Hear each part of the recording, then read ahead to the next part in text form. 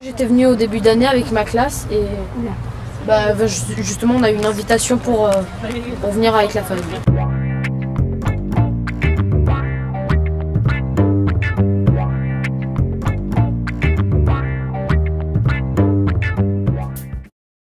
J'ai fait l'atelier de Kadlavretzky, j'ai fait l'atelier de peinture à encre et j'ai fait l'atelier de peinture sur toile.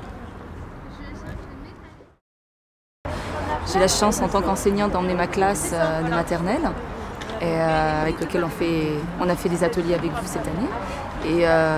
Et puis là, c'est l'occasion d'emmener ma fille, de profiter aussi, d'en faire profiter aux parents. Et puis découvrir de nouvelles techniques, des gens adorables pour nous aider, pour nous encourager surtout les petits artistes en herbe. On a l'occasion de voir toutes les nuances de couleurs, tout le domaine fantasmagorique de Chagall. Il y a matière, hein, c'est très très riche. Hein. Et les enfants s'en souviennent étonnamment. Hein. Ils reconnaissent tout de suite d'emblée la patte de Chagall sur n'importe quel support. Non, c'est vraiment à la portée des maternelles. Alors c'est une journée qui est encore une réussite dans notre partenariat et qui est tout à fait une réussite au niveau du parcours culturel de l'enfant, dans la mesure où l'enfant a réinvesti avec ses parents le travail fait en classe. Donc on voit que l'expérience de classe a une répercussion en dehors du temps scolaire et qu'il y a une parole portée auprès des parents. C'est ma maman qui m'a aidée. C'était une journée très agréable. On a pu s'initier à des techniques de peinture qu'on n'a pas l'habitude de faire à la maison avec ses enfants. Et les filles se sont bien amusées. Je trouve l'initiative vraiment bien. Les enfants sont heureux, ça se voit. On a le temps avec nous.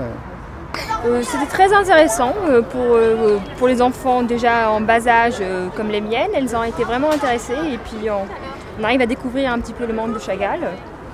C'est un avant-goût, ça va. Je pense que ça va être l'iPad, à mon avis.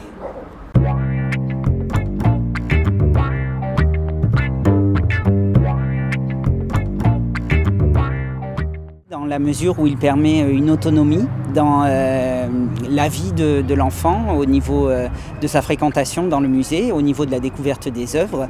Donc les enfants se sont emparés de la proposition culturelle et l'outil numérique, à mon avis, est tout à fait un outil qui nous permet d'aller vers cette autonomie.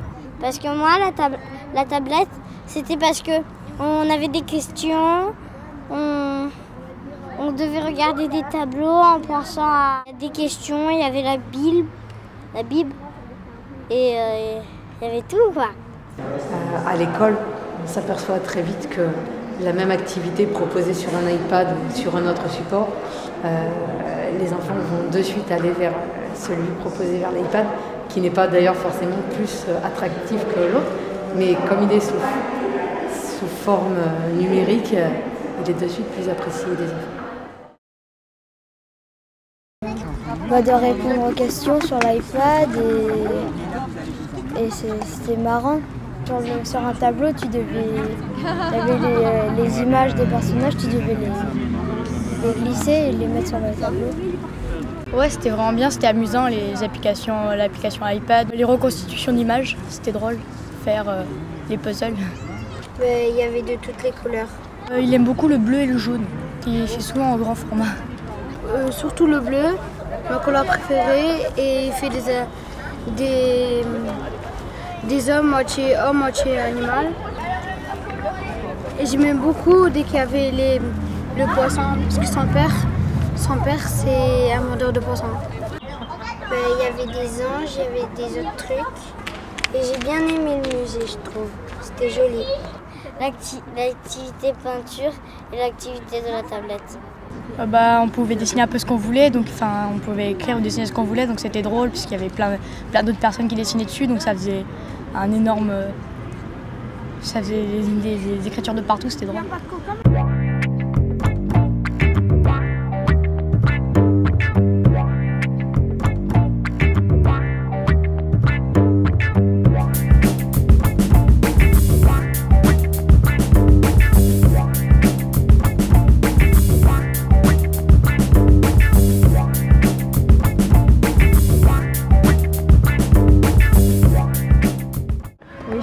connexion que les adultes perdent un petit peu parce qu'ils deviennent adultes.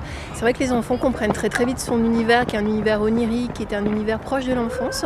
Et ils ont été très inspirés puisque ce stand de Kadavezeski a eu beaucoup de succès et on voit qu'ils ont été très influencés par les œuvres qu'ils ont vues à l'intérieur, les peintures et puis les vitraux aussi. Une personne fait un dessin et après l'on cache ce dessin et et à côté on en met un autre et après ça fait toute une ligne de dessin.